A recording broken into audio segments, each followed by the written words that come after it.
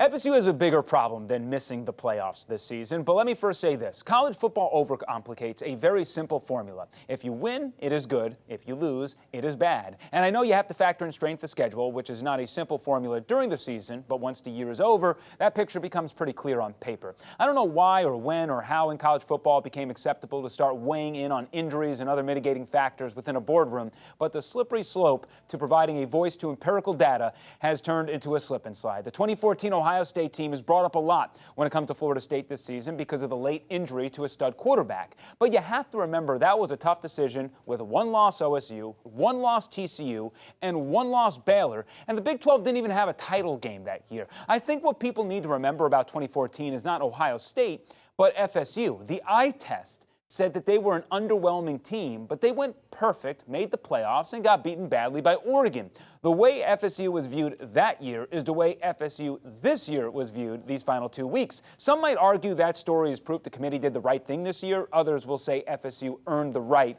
to at least have that opportunity. I mean, let's even look at 2023 Washington. This team has not looked like the eye test for the back half of the year. Everyone told me that Oregon was arguably the best team in the country before that game was played. I bet if you asked fans who you'd rather see in the playoffs, Oregon or UW, most would have picked Oregon. But they played the game and a lot of smart people were wrong. In hindsight, we can go back and forth between perception and reality, where we were right, where we were wrong. But in the end, we cannot argue what's not put on the grass. And that's why a committee telling us who they think are the best teams in the country seems stupid, right? Has always felt that way, just like choosing to do a 4-team playoff with 5 power conferences, like that wasn't going to be a recipe for a disaster.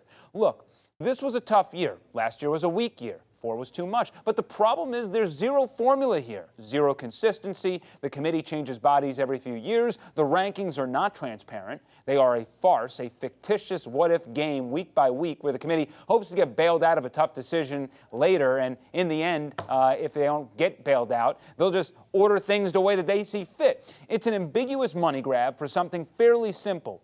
Winning equals good, losing equals bad. Is the strength of schedule ridiculously tilted? If there's a tie amongst a group, let's discuss. Professional sports has added wild cards to be more inclusive, but they've never debated injuries or personnel on roster in the process.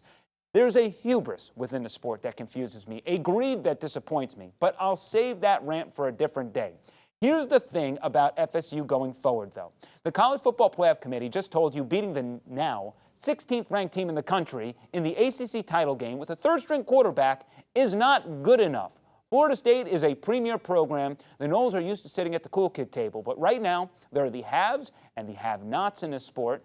And in the big picture, this was a wake-up call that the Noles are more towards the have-not pile than originally thought. And the first order of business is that they have to get out of the ACC. It was talked about all offseason. They're looking for ways to do it, but right now they are stuck with the SEC and the Big Ten getting bigger and seemingly more competitive. Even though people will tell you a 12-team playoff will make things better in the future, it's only half true. Yeah, something like what happened to FSU this year won't happen again, but what happens if a one-loss FSU team moving forward doesn't win the ACC title? Do you think they'll be given the benefit of the doubt in the rankings over a 2-loss Big Ten or SEC team? Do you not think we're going to hear about the gauntlet they have to go through? There is still a committee making playoff decisions, and that committee is going to bend to new narratives and continue to complicate things. So that's the bigger problem here.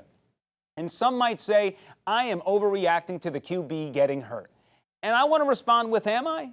Because I might think the best 4 teams are in the college football playoff right now, but I don't think the right 4 teams are in the playoffs. More college football fans prefer the former. I prefer the latter and letting them prove that on the field. So don't act like you know what would happen with this team in the playoffs. That is exactly how we got in this problem in the first place.